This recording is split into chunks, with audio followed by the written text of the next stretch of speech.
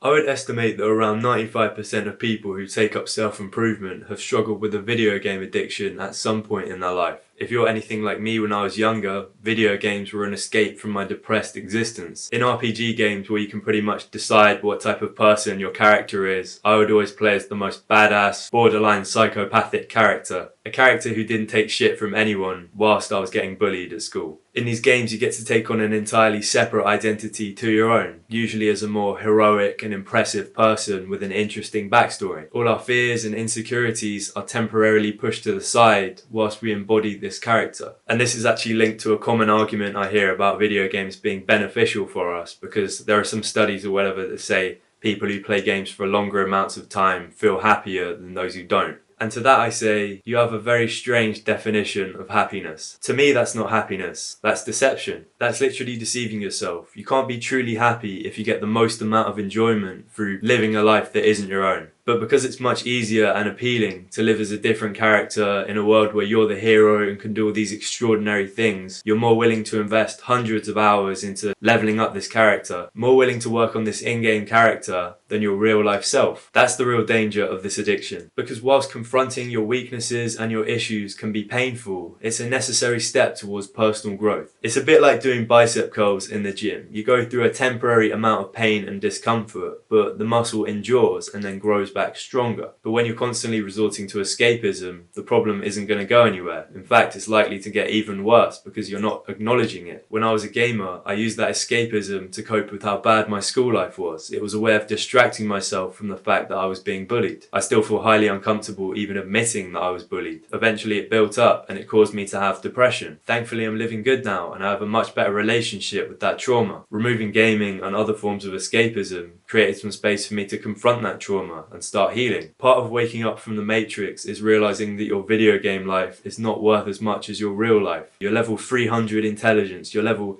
500 strength, they don't matter. You can't do a push-up and you haven't read a book in 5 years. And I don't want to hear about esports either. It's estimated right now that you have lower odds of becoming an actual esports player than a professional footballer. So shut the fuck up about that. My aim with this video is to help you significantly cut down the amount of time you spend on games. I use the word cut down rather than quit. It's like a mindset thing. It's hard to explain, but I feel like the word quit is very extreme and your brain hears that and somehow thinks that's impossible. Whereas cutting down implies that you might play video games again, so that kind of mentally softens the blow. I have a weird thing going on where like sometimes I think, oh, I might play some video games at the end of the day, but I never actually get around to doing it. It's like once you reach a certain level of discipline, you can leave the possibility open, but you never actually act on it. So by implementing these tips, you can expect a serious reduction in the amount of time you spend wasted on games. Okay, so number one, what if I told you there was a skill that you could start learning right now that would make managing your addictions and maintaining a good standard of mental health twice as easy? You probably think I'm bullshitting and say, if there's a skill like that that exists, how come more people aren't talking about it? Well, personally, I think this skill is kind of a secret weapon for successful people all around the world. It's used by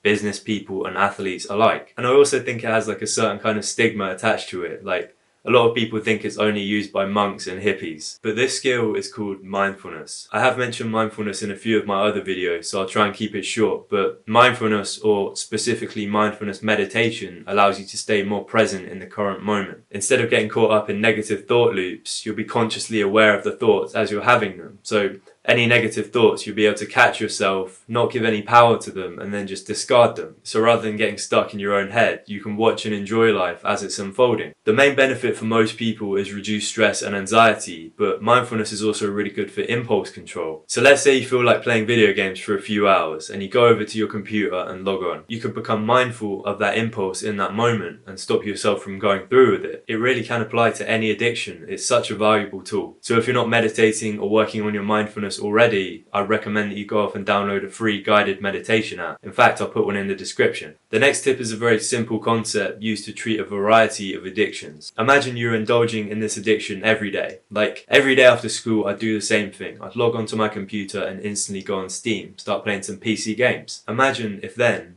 I just decided to stop altogether. What would I have? A lot of free time on my hands with nothing to fill it with. I should have been doing homework, but we both know that wasn't getting done. So I'm going to be bored with all that free time, and naturally I'm going to look for something to fill the gap. Now it's really important that you take control of this, because if you don't, then you're just going to gravitate to another form of escapism, like binge watching Netflix, or you'll just go back on the games. You need to replace the gaming with a more productive habit. Something that you could do every time that you feel the urge to play a game. Sure, it could be something like do 10 push-ups every time you feel that thought come into your head. But ideally, it's something a bit longer term. What makes sense to me would be to find something in real life that can replicate that feeling of making progress, like the same feeling you would get in a game after you level up. That's why it's really useful to have a purpose, something that's very time consuming, but is also very fulfilling. Something to be working towards. Now I have a couple of those, but the main one right now is running this YouTube channel. It's demanding enough that it would be counterproductive for me to start distracting myself throughout the day. But the important thing is, it's very fulfilling for me.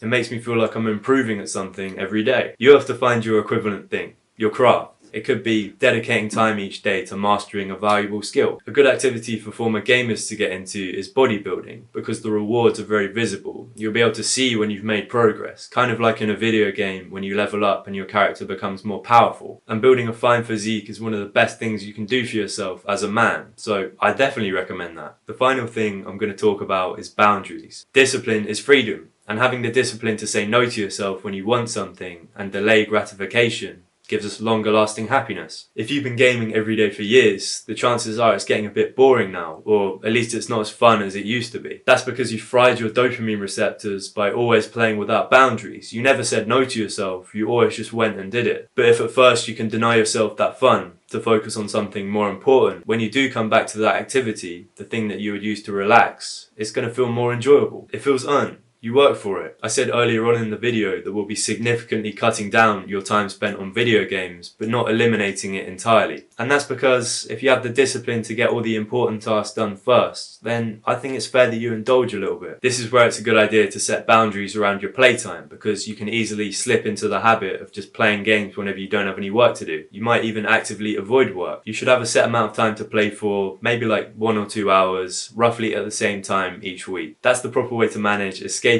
Even then, it's not really escapism anymore, because you've taken steps to amend the problem. If you're struggling with a video game addiction, give these a shot. After a while, I'm sure you'll be living as your own dream character.